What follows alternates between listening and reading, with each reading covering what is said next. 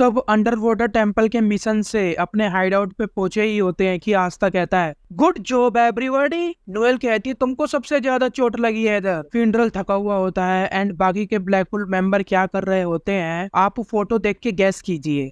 सब हमेशा की तरह वही सेम काम कर रहे होते हैं। मैं 3-4 सेकंड तक हर एक इमेज दिखाता हूँ सबका, आप कमेंट्स में बताइए क्या कर रहे हैं। घोष क्या कर रहा है देखो, Charmy, Vanessa, Luck, Magna,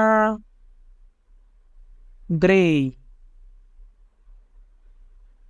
funeral कहता है हम पॉजिटिव स्टार्स की ओर बढ़ रहे हैं। ब्लैक बुल पहले से बेटर हो गई है पर रिकॉर्ड्स के मामले में अभी भी ब्लैक बुल सबसे नीचे है। घोच नोटिस करता है कि गॉर्डन सबके साथ अंडर वाटर टेम्पल में नहीं था। अरे भाई साहब, ये तो उसको वहीं छोड़ गए। घोच का ऐसा रिएक्शन मतलब वो उसको वहीं पे छोड़ के चले गए। कोई इससे बात करो, ये बंदा सब लोगों से नाराज होगा यार। पर ये बड़बड़ा क्या रहा है, कुछ समझ नहीं आ रहा है बे। लक कहता है ये तो हमेशा ही अपने में खुसर खुसर करता रहता है, समझ नहीं आता। गॉर्डन अपने आप को ही बोलता है जो किसी को सुनाई और समझ में नहीं आता कि मैंने सनस्क्रीन एंड छाता खरीदा था पर तुम मेरे को छोड़ के यहीं पर चले गए अकेले अकेले।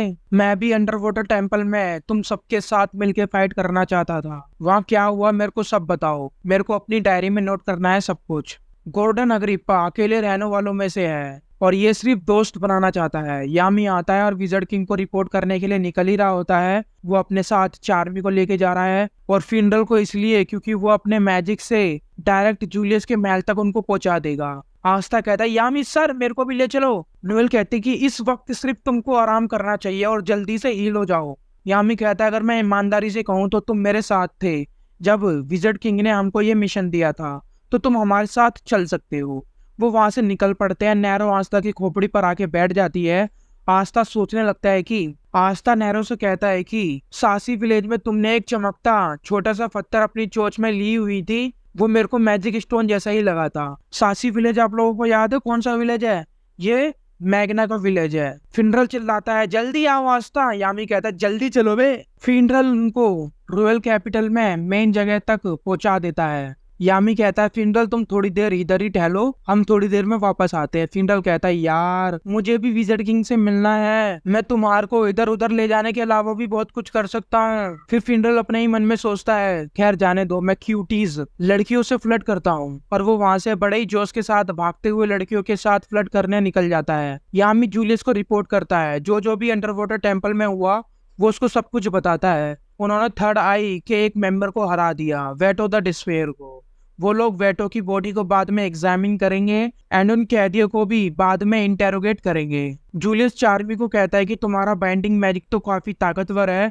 चार्मी कहती है तुम कौन हो मिस्टर, मेरे को दावत दो ना। जूलियस यामी से कहता है कि तुम्हारी एक बच्ची भी है, मेरे को नहीं पता था। यामी कहता है वो मेरी बच्ची नहीं है। यामी जूलियस को वो मैजिक स्टोन देता है जो वो अंडर वाटर टेम्पल से लेके आए हैं। राकेई में कई सारे मैजिक नाइट मारे गए वेटो द्वारा, अब उनकी आत्मा रेस्ट इन पीस हो सकेगी क्योंकि यामी ने उनका बदला ले लिया। जूलियस कहता है कि तुमने बहुत ब्रिलियंट काम किया, ब्लैक बुल ने एक भी मेंबर को खोए बिना इस मिशन को पूरा कर लिया, तुम काफी ताकतवर बन गए यामी। फिर हमको एक छोटा सा फ्लैशबैक दिखाया जाता है कि जब जूलियस ने यामी को एक मैजिक नाइट कैप्टन बनाया था तब सब लोग ऑब्जेक्शन कर रहे थे, कई तरह तरह की बात कर रहे थे कि जूलियस पागल हो गया है क्या कि एक विदेशी को मैजिक नाइट कैप्टन बना दिया। जूलियस कहता है तुम कितने शानदार मैजिक नाइट बन चुके हो यामी, वेल डन। यामी कहता है मैं 28 साल का हूँ, कोई बच्चा नहीं, तो अब बस भी करो, तुम मेरे को शर्मिंदा कर रहे हो। यामी कहता है तुमको वो बात याद है जो तुमने मेरे से कही थी, if you want to say you are right then prove it with the result you get from doing thing your way. जिसका हिंदी में मतलब होगा अगर तुम दिखाने चाहते हो कि तुम सही हो, तुमको परिणाम दिखाने होंगे चीजों को तुम्हारे तरीके से करके। मैंने ये मिशन इसलिए मंजूर किया ताकि मैं ये साबित कर सकूं कि तुमने कोई भी गलती नहीं की मेरे को मैजिक नाइट कैप्टन चुन के। और जिस तरह से मेरी स्क्वाड ने मिलकर वेटो से फाइट की, उन्होंने ये साबित किया कि मैंने कोई गलती नहीं की उनको चुन के। जूलियस आस्था से कहता हाँ तुमने बहुत सही काम किया, मेरे को तुमसे आगे भी ऐसी ही उम्मीद रहेगी। आस्था कहता है सर मेरी एक रिक्वेस्ट है छोटी सी। मुझे पता है आप बहुत बिजी रहते हो, पर क्या आप मेरी रिक्वेस्ट पूरी करोगे?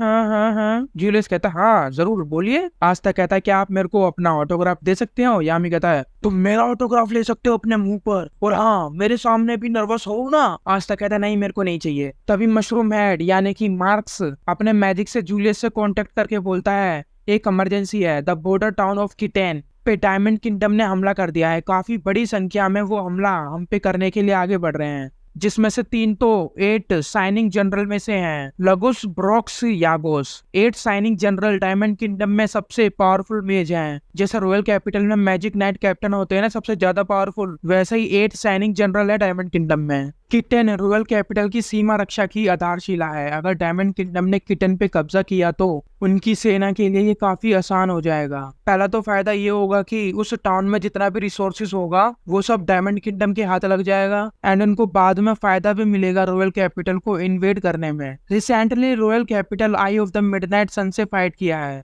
एंड उनसे फाइट करके रॉयल कैपिटल को काफी नुकसान भी हुआ है। इसलिए उनका बैरियर सिस्टम पहले से कमजोर हो गया है। उनका डिफेंस पहले जैसे ताकतवर नहीं रहा। दुश्मन से एक जिसका नाम ब्रोक्स होता है वो कहता है मैं कमजोर रॉयल कैपिटल को मसल दूंगा।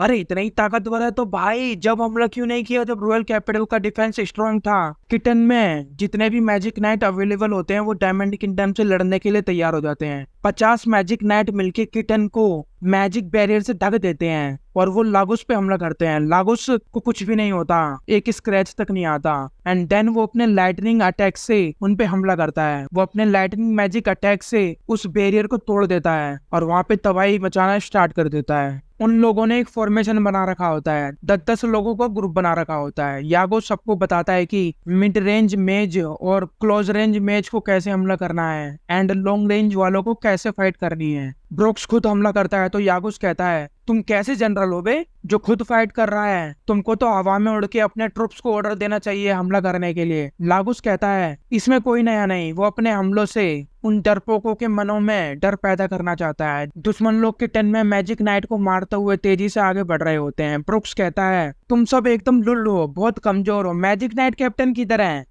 तभी उधर गोल्डन डाउन पहुंच जाती है। यूनो ब्रुक्स के सामने आता है और उसको अपने एक ही हमले से एक ही बार में उड़ा के फेंक देता है। विंड स्पिरिट बेल यूनो से कहती है यूनो मेरी पावर का भी इस्तेमाल करो तब और भी ज्यादा मजा आएगा। यूनो कहता है हूँ। विंड स्पिरिट कहती है इसी अहंकार से तुम दोस्त नहीं बना पाते, कभी हंस भी दिया करो। बेल यूनो से फ्लर्ट करने लग जाती है, उसको डेट वगैरह पर चलने को बोलने लगती है, पर यूनो उसको मना कर देता है एंड उसको इग्नोर करने लगता है। बेल कहती है कुछ तो बोलो ना मेरे से, तो यूनो कहता है कुछ। ब्रुक्स खुश हो जाता है, कोई तो ताकतवर आया फाइट करने के लिए मेरे से। यूनो को देखकर जूलियस और चार्मी का चेहरा चमकने लगता है। जूलियस एक मैजिक नाइट है इसलिए वो यूनो को देखकर उसकी विंड स्पिरिट को देखकर खुश हो जाता है, तो वही चार्मी अपने मील सेविंग प्रिंस को देखकर खुश हो जाती है। यूनो पहले से काफी स्ट्रांग हो गया है। उसका राइवल आस्था भी उसको देखकर कहता है यू जर्क बेवकूफ। यूनो गोल्डन डाउन उधर पहुंच तो गई एंड वो लोग डायमंड मेज से फाइट भी कर रहे हैं, वो उनको संभाल भी रहे हैं। छोटे मोटे लोग तो गोल्डन डाउन के सामने टिक भी नहीं पाएंगे, पर उधर 3 जनरल भी हैं, इसीलिए जूलियस उधर रीइंफोर्समेंट भेजना चाहता है, पर कौन अवेलेबल है पता नहीं, किसको भेजना है पता नहीं। क्रिम्सन 9 किंग्स तो लोटो माउंटेन में एक मिशन पे गए हैं, सिल्वर ईगल स्पेड किंगडम को संभाल रहे हैं, उनसे जो विवाद चल रहा है उनको देख रहे हैं। और जूलियस खुद उधर जा नहीं सकता क्योंकि उसको रॉयल कैपिटल का ख्याल रखना है, प्लस किंग को प्रोटेक्ट करना है। रॉयल लोगों को कुछ नहीं होने देना है क्योंकि रॉयल लोग चाहते हैं ये तुम्हारी टॉप प्रायोरिटी है एज अ विजर्ड किंग। अरे वही मोटा सा किंग जो पड़े पड़े खाता रहता है और लोंडिया से अपनी सेवा करवाता है।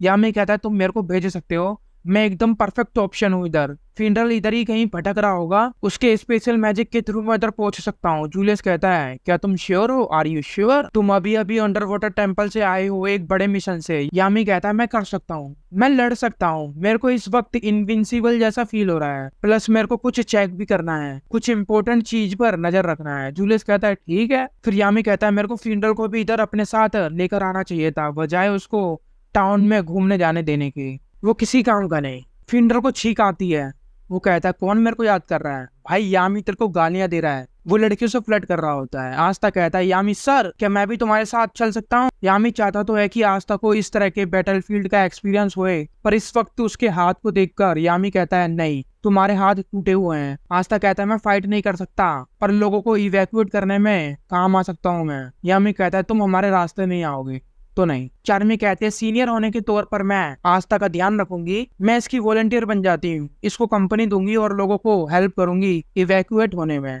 यामी कहता है ठीक है, तुम दोनों इडियट्स मेरे साथ आ सकते हो, पर ये फ्यूनरल किधर है? ये तो चार्मी का बहाना है, सिर्फ असली मकसद तो उसको यूनो को देखने का है। गोल्डन डाउन डायमंड मेजिस से फाइट कर रहे होते हैं। यूनो अपने मैजिक से एक ही हमले में इतने सारे दुश्मनों को ढेर कर देता है, एक के बाद एक। लांग्रिस कहता है कैप्टन वांजन से कि यूनो काफी ताकतवर हो रहा है। वांजन कहता है अभी तो ये और भी ताकतवर होगा। लांग्रिस कहता है ये काफी रेयर है कि एक कॉमनर जिसको 1 साल भी नहीं हुआ वो गोल्डन डाउन में इतना प्रोग्रेस कर लिया। यूनो अभी टॉप 4 बेस्ट मैजिक नाइट में से एक है गोल्डन डाउन में। उसके बाद लांग्रिस जो कि वाइस कैप्टन है और अपने कैप्टन साहब विलियन वांजम्स भी उस फाइट में शामिल होते हैं। तो ये एपिसोड आपको कैसा लगा दोस्तों, कमेंट में बताइए। बहुत ढेर सारे कमेंट करिए। आपको एनिमे से रिलेटेड जितनी भी बकचोदी करनी है, जितनी भी टॉक करनी है, एनिमे सजेशन चाहिए, एनिमे खुद चाहिए, कोई भी anime series, anime movie, Hollywood series, उसके लिए टेलीग्राम ग्रुप ज्वाइन करिए, वहाँ पे मांगिए, वहाँ के जो मेंबर्स है वो आपको प्रोवाइड कराएंगे।